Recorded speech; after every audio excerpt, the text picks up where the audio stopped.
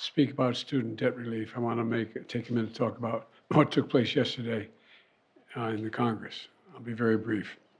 The House will now reorganize and select a new speaker. I know it's going to take some time, but I remind everyone we have a lot of work to do, and the American people expect us to get it done.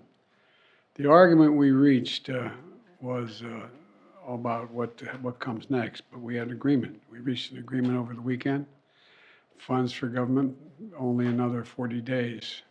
We cannot and should not again be faced with an 11th hour decision of brinksmanship that threatens to shut down the government. And we know what we have to do. We have to get it done in a timely fashion. More than anything, we need to change the poisonous atmosphere in Washington. You know, we have strong disagreements, but we need to stop seeing each other as enemies. We need to talk to one another, listen to one another, work with one another, and we can do that.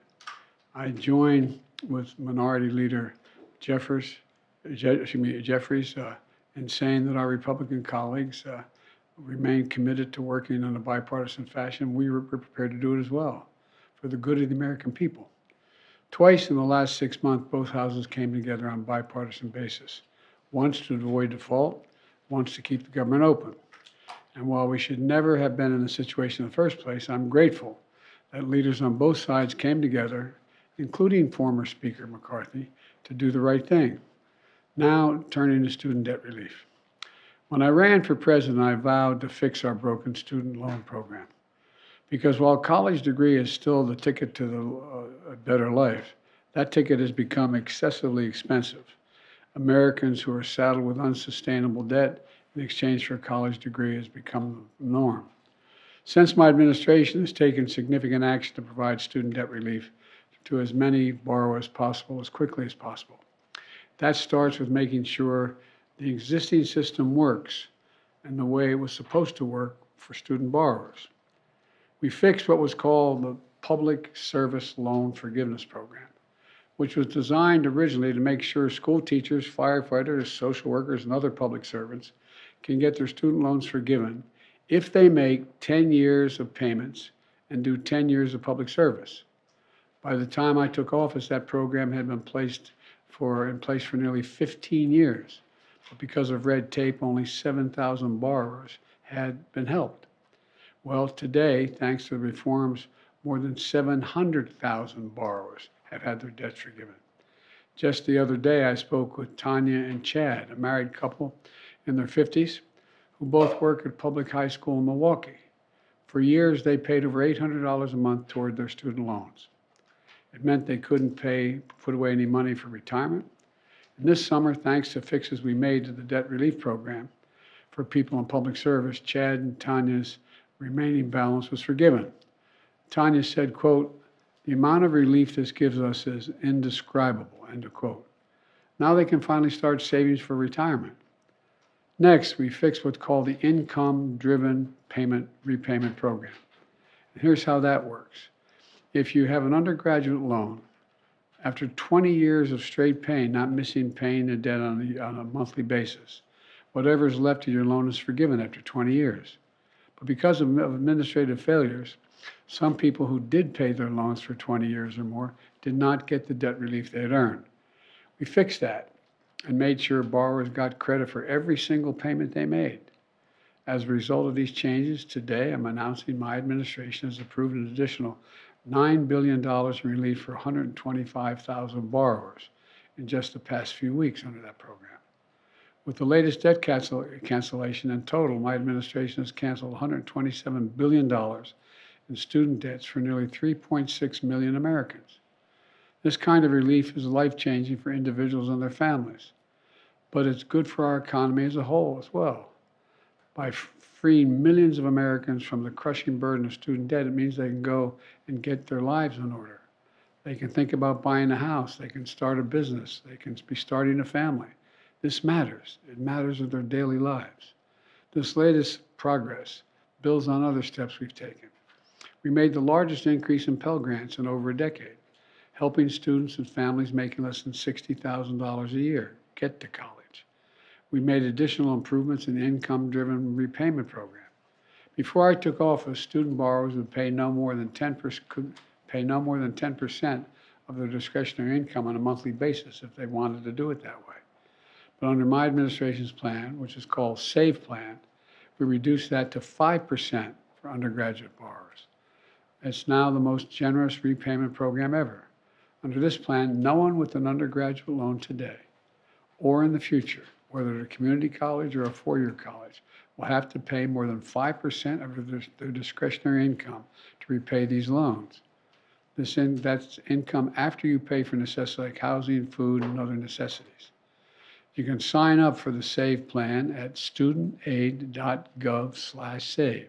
studentaid.gov/save. And remember, if you keep up your payments after 20 years, whatever's left in those loans is forgiven. And we're still not done.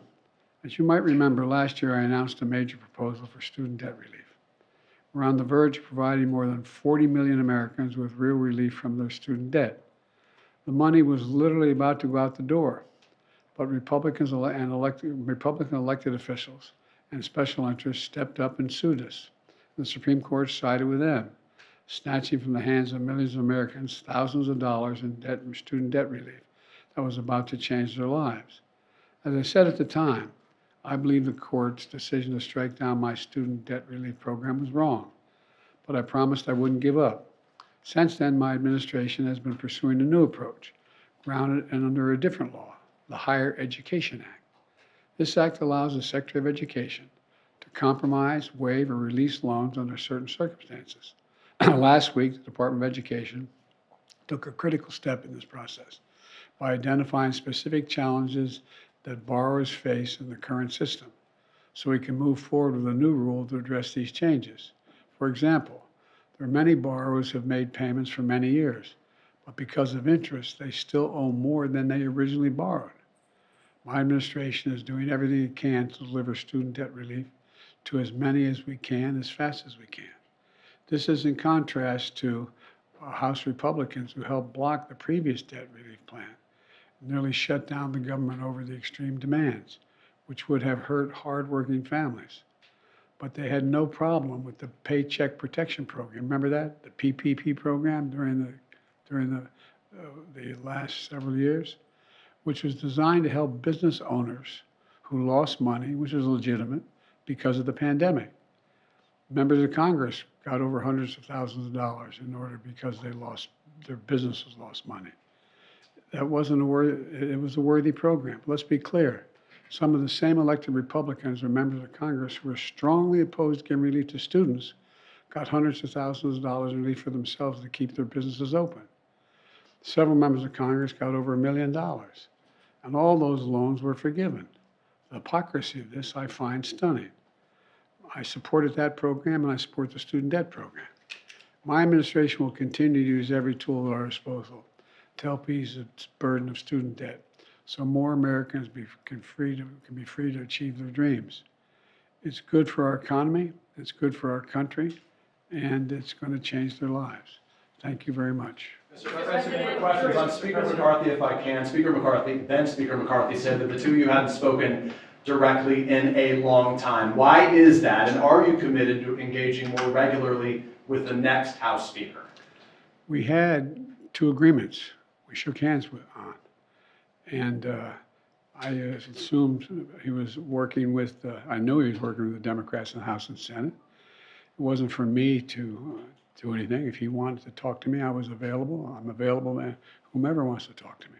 But the idea that I was going to somehow convince McCarthy to change his view was not reasonable. Can I ask a question very quickly? Does the disarray on Capitol Hill after your conversation with allies yesterday worry you that you won't be able to deliver the aid that the U.S. has promised to Ukraine?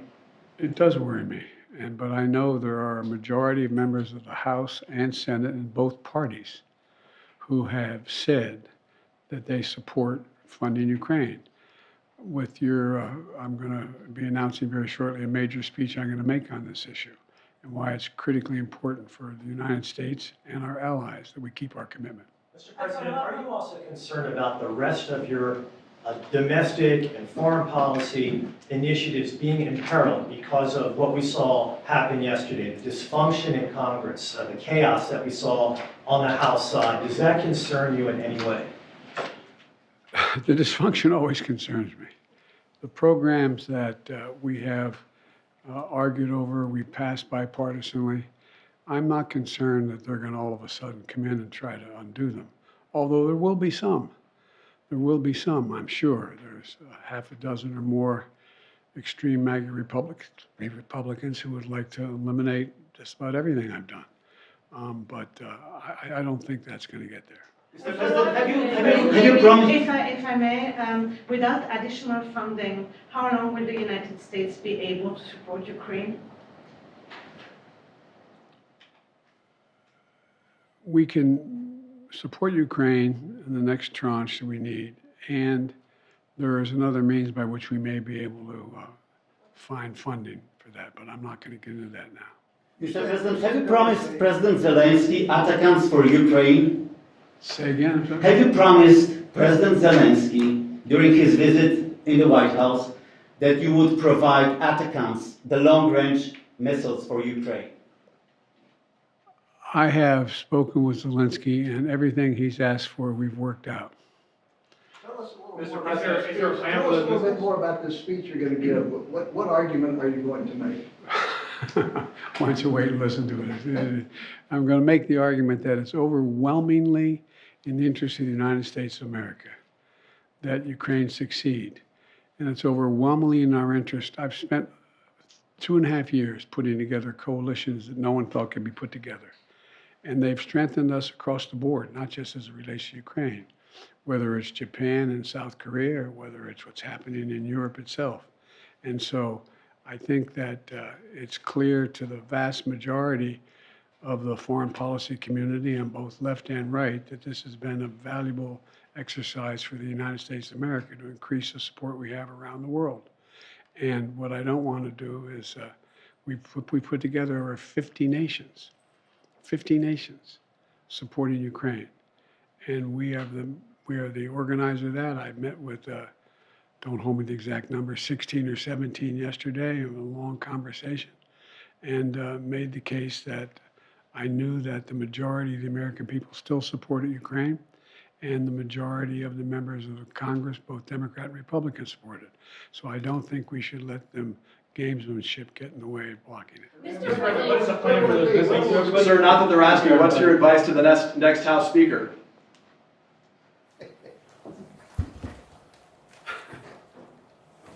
That's above my pay grade. Thank you, sir.